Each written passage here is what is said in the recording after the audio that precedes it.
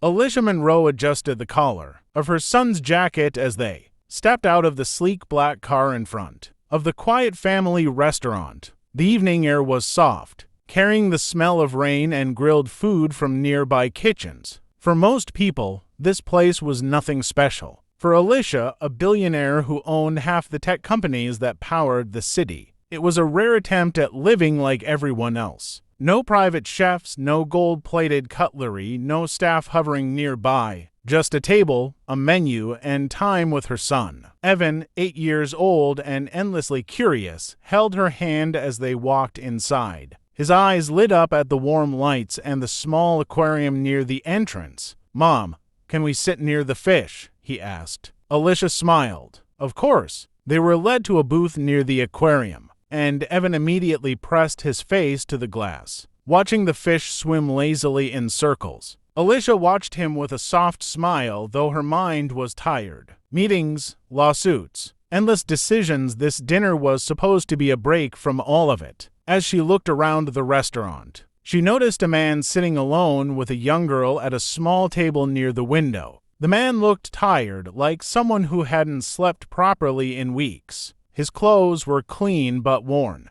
his jacket a size too big. The girl, maybe 6 or 7, was carefully cutting her food into tiny pieces, as if she was afraid to waste even a single bite. The man leaned forward, smiling at her, saying something that made her laugh. It wasn't loud laughter, but the kind that comes from feeling safe. Alicia didn't know why, but something about them caught her attention. Evan finally turned away from the fish and sat beside her. "Mom, that girl over there looks sad and happy at the same time," he said quietly, nodding toward the window table. Alicia followed his gaze. "Sometimes people can be both," she replied. Across the room, the single dad's phone buzzed on the table. He glanced at it, and for a brief second, his face tightened. He turned the screen face down and forced a smile for his daughter. "You okay, Daddy?" the girl asked. "Always okay when I'm with you, Princess," he said. Alicia saw it all. The forced smile, the tired eyes,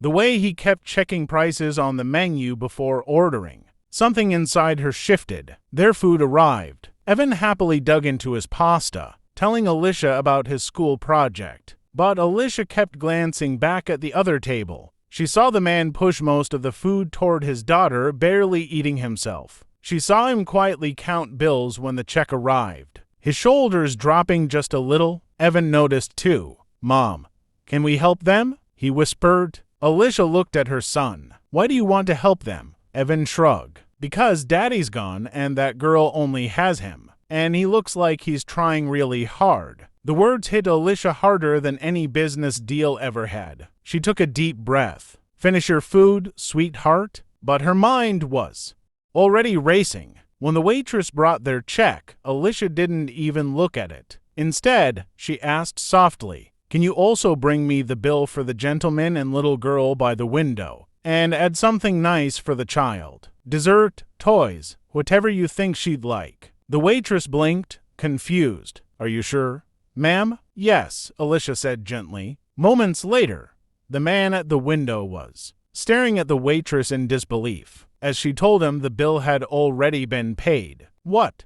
That's not possible," he said. "I didn't." She pointed discreetly toward Alicia's table. He looked up and met Alicia's eyes. She gave him a small nod and a kind smile. He stood up slowly, holding his daughter's hand, and walked over. "I don't know how to say this," he began, his voice shaky. "But thank you. I didn't ask for help." "I know," Alicia replied. "That's why I wanted to offer it." His daughter tugged on his sleeve. "Daddy, she's nice." He smiled down at her, then back at Alicia. "I'm Mark, and this is Lily." "I'm Alicia, and this is Evan." Evan waved. Lily waved back, shy but smiling. "I really appreciate this," Mark said. "Things have been hard lately." Alicia could hear the pride in his voice, fighting with exhaustion. "Would you like to sit with us?" Alicia asked. The kids seemed to get along already. Mark hesitated. "Pride again?" Then Lily squeezed his hand. "Please, Daddy?" He nodded.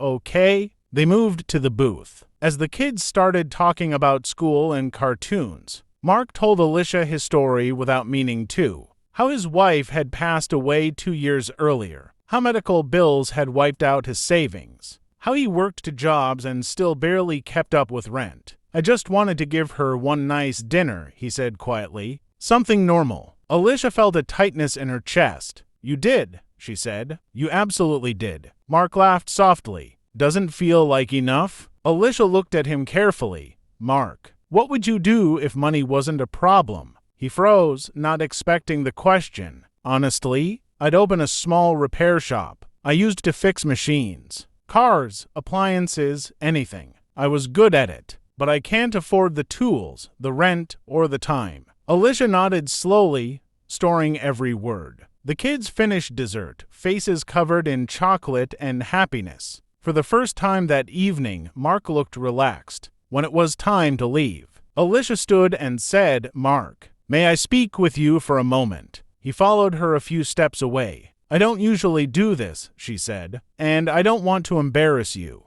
but I'd like to help you more than just dinner. Mark's shoulders stiffened. I don't want charity. I'm not offering charity, Alicia said calmly. I'm offering opportunity. She handed him a card. Just a name and a phone number. Call me tomorrow, she said. I want to talk to you about that repair shop. Mark stared at the card, then at her.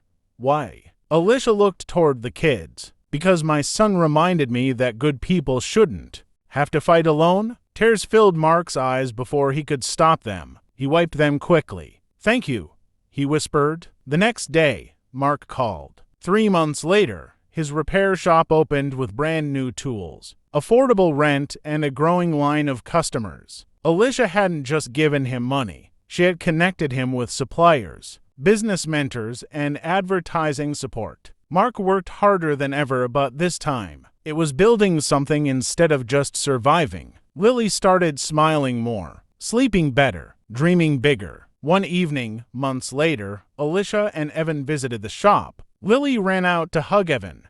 Mark stood there, wiping grease from his hands, hardly believing how far his life had turned around. I don't know how to thank you, he said again. Alicia shook her head. You already did. You showed my son what real strength looks like. Evan looked up at Mark. You're a hero, you know. Mark laughed, emotional. No, kid, your mom is. Alicia watched them all together and realized something she had forgotten. In her climb to the top, success meant nothing if you never used it to lift someone else. And all of it had started with one simple dinner, one look at a tired father trying his best, and a decision to do the unbelievable.